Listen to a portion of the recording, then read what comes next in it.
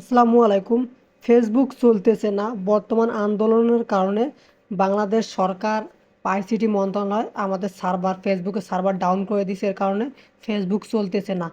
শুধুমাত্র যারা wifi use করতেছেন ওয়াইফাই দিয়ে ফেসবুক চালাতে পারবেন, বাট তারপরেও অনেক ধীর গতিতে চলবে।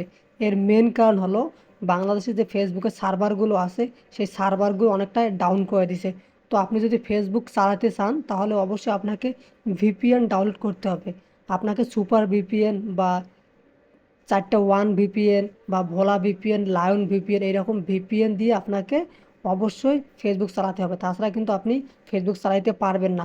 যারা মনে করতেছেন যে আমার ফেসবুক নষ্ট হয়ে গেছে বা আমার ফেসবুকে আমি কেন ঢুকতে পারতেছি না, কেন পোস্ট করতে পারতেছি না, কিসের জন্য আমি ফেসবুকে ভিডিওগুলো দেখতে পারতেছি না, আসলে এটা আপনার দোষ না বা আপনার মোবাইলেরও দোষ না। আপনার অ্যাকাউন্ট ঠিক আছে, আপনাকে এটা নিয়ে চিন্তা করতে হবে না।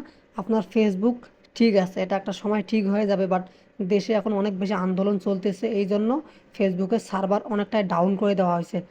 তো যারা ফেসবুক চালাতে চান তারা অবশ্যই ভিপিএন ডাউনলোড করে তারপর ফেসবুক চালাবেন, তাহলে আপনার ফেসবুকটি চলবে। তাছাড়া কিন্তু আপনার ফেসবুকটি চলবে না, কারণ ফেসবুকে যেহেতু সার্ভার ডাউন করা আছে। তো ধন্যবাদ ভিডিওটি শেষ পর্যন্ত দেখার জন্য।